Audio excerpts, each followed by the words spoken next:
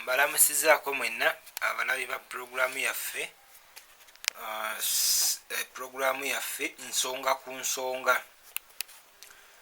Puroguramu yaffe nno eyo nsonga ku nsonga tukuleetera bannabyabufuzi abagundiivu nga bakuba ku miramu egy'enjawulo nga batotola ensonga ez'enjawulo mu bitundu byaffe gye tubeera mu byalo n'eggwanga lyonna n'ensi yonna, naddala ensonga eziba zikutte omubabiro. Olunaku olwaleero nno tukuleetedde endowooza z'abantu ku bakansalazi abeesimbyewo ku kyalo kyaffe eky'e Nabaziza, nga bano nno buli omu awa endowooza ye olw'oyo gw'awagira era nalwaki asuubira okumuwa akalulu ke. Puroguramu eno agikutuusaako yenze Omulangira Mulondo Gerald Crown Prince. Weebale tugoberera ku mikutu gyaffe egya online gyonna, okuli TikTok, okuli YouTube yaffe. YouTube ogenda n'owandiikamu CP Media n'osubscribinga CP Media Uganda. So tusanga ku Twitter ne ku mitimbagano gyonna egy'enjawulo. Katufune emboozi yaffe mu bujjuvu ey'olwaleero. Bakansalazi abakubiddwamu abeesimbyewo kwe kuli munnakibiina kya National Unity Platform Muwanga Martin Owen wamu n'eyatafuna kaadi yajjidde ku ssaawa Ssebuggwawo Tom Sange.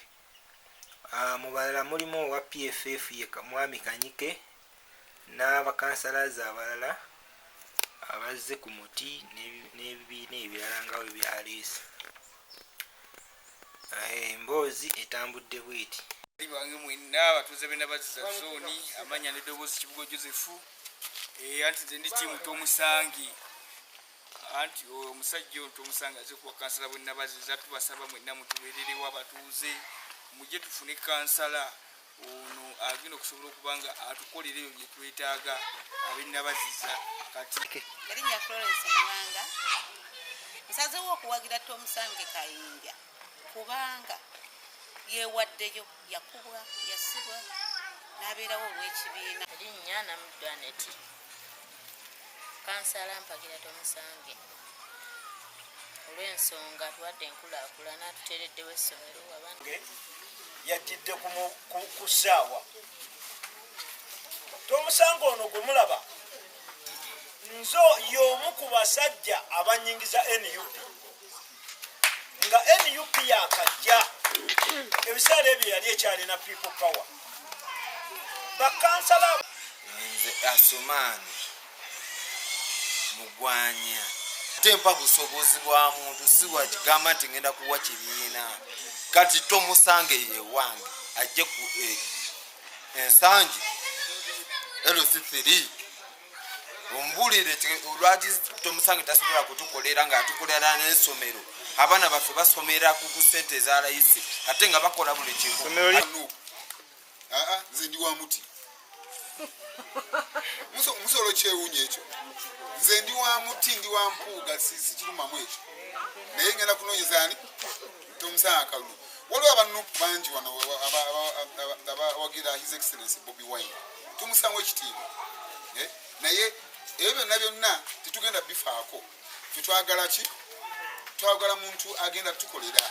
amannya agange nze Naalongo bagira omwami Tomusange lwansonga mwagala.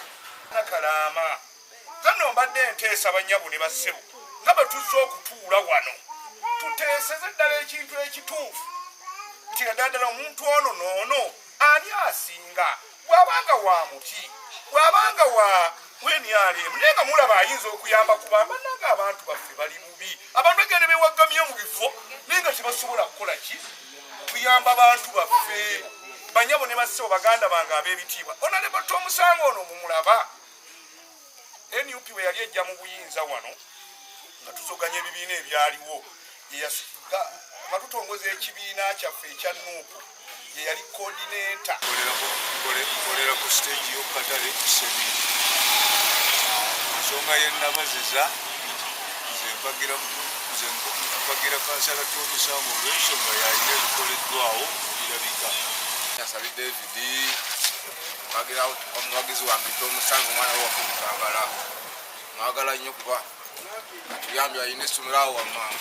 olonderawa omulimu gw'amaanyi nkyengera nabaziza adde omulimu gw'amaanyi nnyo. oli wa kibiina ki? Ndi wano inondera nabaziza ogwempagira Tomusange kansala abyatukoledde ebintu biyitirivu. Yateekawo amasomero abaana baffe beeyagala tatuyisa bubi ekyetwagala abakituwa kati olwakituva ku muntu ng'oyo ate tukulembera omuntu omulala talina magezi. Erinnya yenze muzeeyi mbeera nabaziza ate nzaalibwa nabaziza ate nze ekimpagiza Tomusange oyo wakimuwagira baatusiba ffenna mu kaduukulu era nzija kutwa ku mpeke ya pando n'enyimwa ebyobufuzi nadde nze nabivuddeko owagira nempagira Tomusange mwagala nnyo baatusiba ffenna era kale akalulu n'akalya ne kati embeera gye yafunyemu yabadde mbi ne bamuyima akale kaadi neera teyatidde n'adda ku buno obwa kyamaani kale ajja kulya kubanga ffe tumwagala nnyo Tomusange tumwagala nnyo abansiba naye Tomusange era kyoba olaba ngenda kuyimbula bakyali bange bonna tulina owagira Tomusange. Yenze muzeeyi manya gange nze nakati Hadija era nga mpagira Tomusange kubanga musajja wankizo alina ekisa kale tumulabyemu obusobozi ensonga lwaki tumuwagira.